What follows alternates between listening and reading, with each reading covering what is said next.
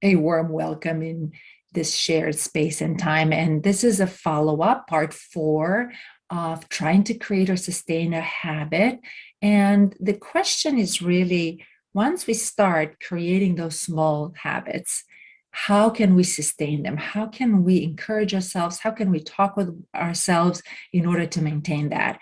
And if you don't know me, I'm Dr. Ioana Popa from Team for the Soul, and I love this mixture, the soup of, so to speak, of science, psychology, interfaith, spiritual care, and ancient Christian faith. We're going to follow up today from the previous 3 parts. Part 1 was all about how to realize that we have access to effortless will. And that's through automation, through our own habits that we are forming. And we have so many. So if you haven't watched that, go ahead and watch part 1.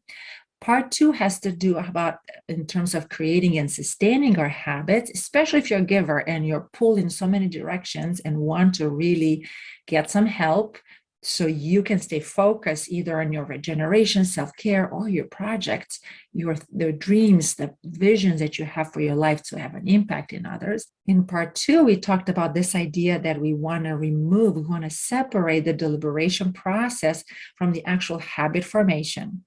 Then in part 3, we've talked about how to create small habits by actually using what I like to call the drip hose method of changing habits, doing such small steps, so small that we cannot fail, in such a way that it's not becoming a big, huge thing on the to-do list. The last thing you want as a giver, as a person that is compassionate and you're taking care of so many people, is to have big structured spaces in your schedule where you're already full.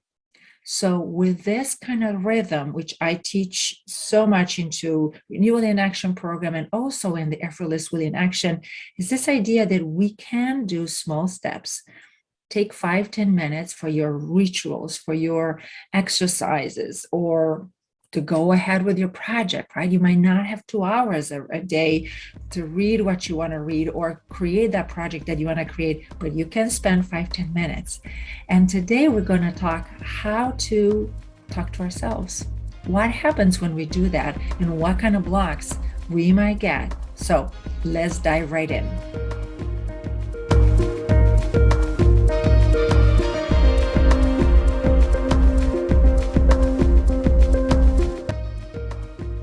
So often we actually underestimate the power of inner conversations. And sometimes we might even think, oh, it's kind of weird to talk to ourselves. I hear that all the time in my office. People come to me, I'm like, oh, it's kind of weird. I'm talking to myself. And I'm saying it's natural. We have this tendency. We are storytellers. We give meaning to all the events we have. We create stories. We have inner conversations all the time. That doesn't mean we're hearing voices in this. We're not talking about that. It's more that we are relating to ourselves. Obviously, when you're in doubt, just talk with your doctor if you're not quite sure what does this mean. But for most of us, we have those inner conversations and they happen subconsciously anyway. And it's interesting that cognitive psychology brought this as a field into our awareness, in our collective consciousness, that we do have what I call negative beliefs and negative conversations.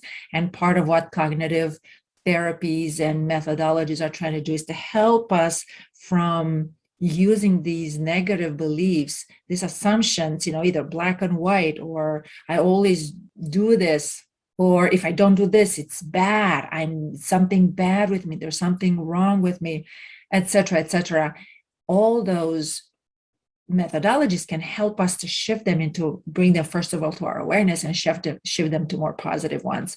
And interestingly, internal family systems, which I love, and I'm trained in that, it has an entire methodology about using and moving towards massive transformation using this power of healing and liberating inner conversations. So I'm bringing a quick snapshot here and link it to this idea of creating habits, maintaining habits, especially as you're really busy and you're dedicated to help others. And moving away from this idea that we need external rewards in order to sustain doing whatever habit we want, or fulfilling our projects or our dreams, and also moving away from this idea that we need to strive in order to create a habit, which can drain so much of our inner system.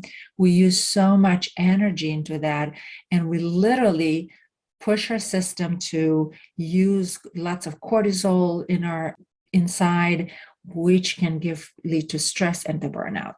So effortless will is this ability, which I shared in the first part, that we can actually link our thought to action much quicker than we think. So if I say, touch your nose right now, we just touch our nose. But we don't think about that often, because many times we spend so much energy either deliberating or searching for external rewards, or kind of creating all sorts of ways of motivating ourselves, which in the end they'll backfire. And if you're listening to this, you probably experienced that already. So when we implement small changes, 5-10 minutes, we can start getting those kind of backside voices that might go something like this. And by the way, there are two types of main conversations. So we're going to talk one this week and one next week. But for this week, here's what I'm sharing. I might start 5-10 minutes of exercise, for example, and all of a sudden I feel so good. And there's this voice, wait, I'm having so much fun. Let's do more. Let's keep going until I'm done, until I ride this wave. This kind of sounds interesting, and many times we're tempted, including myself, to continue and finish and push forward. But what happens afterwards? After a day or maybe a week of doing that, we're going to get tired. We use enough dopamine and enough of our energy resources. And then when we're really crushed with time, we are going to say, I don't have time right now to do this. And in the back of our mind, we might say, well, 5-10 minutes is not really enough, because it's not going to give me that amazing feeling and amazing energy. And that actually is a slippery slope, because it gets us exactly into the cycle, and it pushes us into avoiding exercising even that short amount of time. So the solution, this is really a dopamine trap. Dopamine is a neurotransmitter in our brain. It's a chemical in our brain that helps us to feel good. So when we're doing something and we feel good, we want more of it, more of it. And as I said, the problem with that is not sustainable.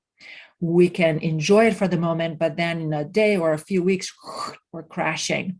So resist the temptation to go with this, but whatever it is, maybe you work on a project, or maybe you want to have a self-care routine. Resist the temptation to go for longer periods of time, unless you really have a day off and you're like, I can do whatever. So then, yes, go ahead and do it. But then reminding yourself that you're in the phase of building or consolidating this habit phase. Remember how I said we're going to separate the deliberation phase from this consolidating, creating this habit phase, but also from the actual habit that we're going to do for the rest of our lives. So in this phase, which could be sometimes a month, could be 2 months, or even 3 months, depending on how busy your schedule is, don't push yourself. Don't push yourself to do too much, or don't get excited and do too much. So either way, kind of stick with the 5-10 minutes a day until it becomes a habit. And as I mentioned last time, it becomes part of your identity. Oh, I'm this person that runs, even if you're just running for 2 minutes. Or, oh, I'm this person that always walks. Oh, I'm this person that always moves forward, and I'm moving. Let's say you're writing a book. I'm a writer. I'm writing every day, even if it's just 5-10 minutes a day. Or you might be wanted to learn, or maybe you're taking a course. So study for 5-10 minutes every day. And this way, as you access and practice this ability to engage your will effortlessly, and you stay steady on a daily basis, it's going to become so much easier. And at some point, you're going to miss it. If you skip it, you're going to miss it. And I know, this can be boring. It's like, where is that excitement? I love excitement. Listen, boring is actually what we're going after. The whole idea of creating sustainable habits is to make them so effortlessly that we don't have to think about it and it's going to be ingrained, it's going to be part of our identity. So it can feel boring, but I want to twist this a little bit. It is kind of boring, like brushing your teeth, right? Can be boring, but here is the invitation. When we reach that place where it requires very little energy, that it becomes, so to speak, boring, this is where the great news are coming. When our body, our mind, and our emotions can do the habits with ease every day without fighting, without any energetic leak, so to speak, and it feels boring, this is where we actually have the space to stay in the now. And we can connect with our true self. We can connect with our soul or the divine, the image of God in us every moment. So then we can infuse our habits with this sense of soul and spirit in such a way that it becomes transcendent. So go for boring, so to speak. Make it really easy, make it really effortlessly so that you can actually have time to pause and look around and enjoy life, because it's such a miracle that we are alive and we can actually bring thoughts into action. For me, that's a miracle right there. And we can tap into this realm of existence and be aware and awake and live fully. And I wish that for you. And with this, I leave you for this week. And we have one more. Watch next time, because I'm going to bring this second kind of inner conversation that we can have to help us sustain this daily habit and keep taking small steps, so small that you cannot fail. And until next time, I say goodbye for now.